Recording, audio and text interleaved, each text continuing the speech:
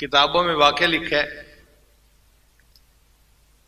ایک طالب علم تھا، اسے مطالعے کا بڑا شوق ہوتا تھا، مگر وہ دن میں تو مطالعہ کرتا، جب رات آتی تو اندھیرا ہو جاتا، کتاب پڑھ نہیں سکتا تھا۔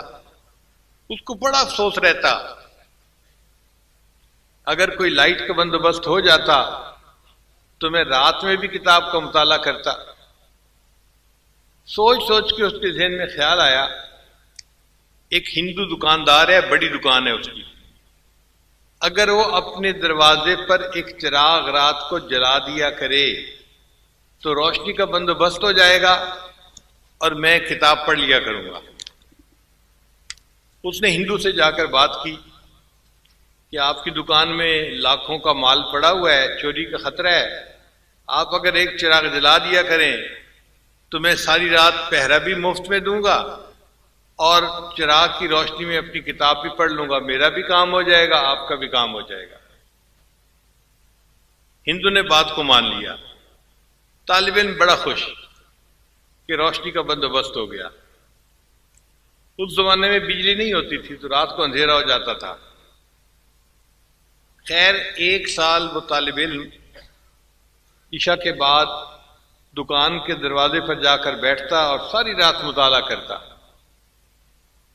ایک سال کے بعد جب ہندو نے اپنا حساب کتاب کیا تو وہ تو ایک ایک پیسے کا حساب کرتے ہیں، اس نے محسوس کیا کہ میرے تو چراغ کا تیل جلانے پر اتنے روپے سال کے خرچ ہو گئے، اور چوری کا خطرہ تو اتنا نہیں ہے، مارکیٹ میں کبھی چوری ہوئی نہیں، تو اس لیے میں یہ چراغ کیوں جلاتا ہوں۔ اس نے طالب علم کو بلا کے کہا کہ بس میرا خرچہ بہت ہو رہا ہے روشنی پہ، تو آج کے بعد میں رات کو چراغ نہیں جلایا کروں گا۔ اب یہ طالب علم بہت پریشان ہوا اور غم سے رونا شروع کر دیا، بہت دیر روتا رہا، حتیٰ کہ روتے روتے طالب علم کی آنکھ لگ گئی۔ یہ طالب علم سویا ہوا تھا، خواب میں اس کو نبی علیہ السلام کی زیارت نصیب ہوئی، تو نبی علیہ السلام نے پوچھا طالب علم سے، تم کیوں اس طرح روتے تھے؟ اے اللہ کے حبیب صلی اللہ علیہ وسلم، روشنی کا کوئی بندوبست نہیں اور رات کے اندھیرے میں تو پڑھ نہیں سکتا، اس لیے میں رو رہا تھا۔ تو نبی علیہ السلام نے ارشاد فرمایا کہ جاؤ اور وقت کے بادشاہ سلطان محمود غزنوی کو کہو کہ تمہارے لیے روشنی کا بندوبست کر دے۔